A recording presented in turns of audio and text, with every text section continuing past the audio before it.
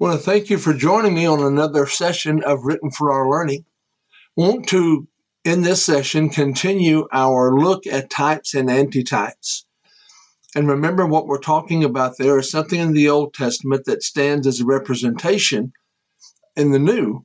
And in the New, once we understand the Old, we get a better grasp of what's stated there in the New Testament. So what I'd like for us to look at for just a few moments here today is the common priest as the type and Christians as the antitype. In Exodus chapter 29, verses 38 through 43, as God's people are receiving instruction there on Mount Sinai, they're receiving instruction at the tabernacle and the services that are to be rendered in the tabernacle. And this is said of the priest in that context. They were to take 2 lambs of the first year and offer it on the altar. And that was to be done daily, day to day, continually, as a regular sacrifice. There at the tabernacle, in that context, it's also said that that's where they met God, at the door of the tabernacle. But in essence, what we see there is that they learned how to perform their daily regular sacrifices. We're not talking about the high priest again. We're talking just about the common priest. We're not talking about the Day of Atonement. We're talking about those day by day sacrifices. And then in verse 46, we read this, "And they shall know that I am the Lord their God." In that context, the Levites were the tribe that were set apart by God, sanctified by God, to serve in that capacity of those daily sacrifices. So now let's move into an understanding of a priesthood in the New Testament system. Of course, many people struggle with that. We don't have a priesthood. We don't have a high priest, not in the fashion that we saw in the Old Testament. We see much more a spiritual application of those things as it relates to the role that we serve within the Lord's church. Christ is indeed our high priest. But 1 Peter chapter 2, verse 9 indicates that now we're all priests. We are a royal priesthood.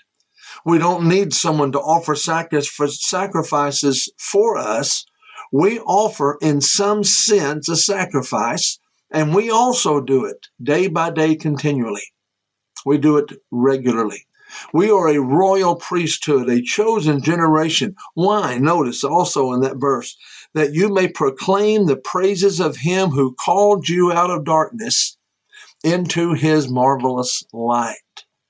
We are to so live our lives that we reflect to the world who we are and whose we are. The classic passage for our service is found in Romans chapter 12, verses 1 and 2. Romans 12, verses 1 and 2. "I beseech you, therefore, brethren, by the mercies of God, that you present your bodies a living sacrifice, holy, acceptable to God, which is your reasonable service. And do not be conformed to this world, but be transformed by the renewing of your mind, that you may prove what is that good and acceptable and perfect will of God." We are to present our bodies a living sacrifice.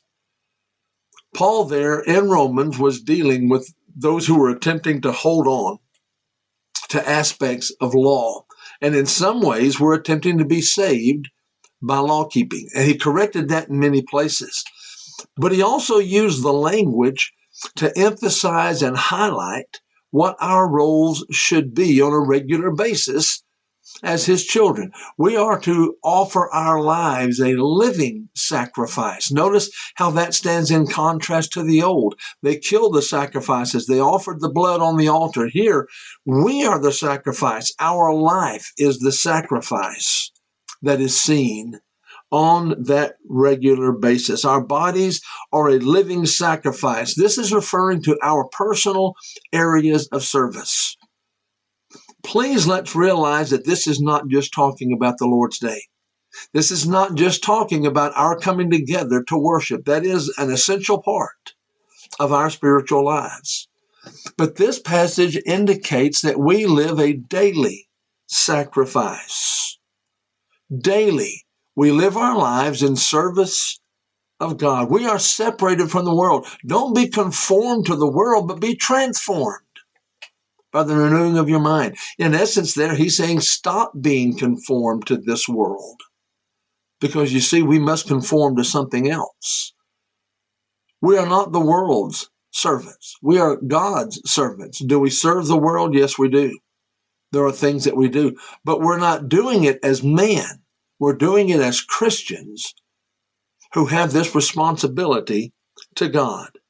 We do that daily.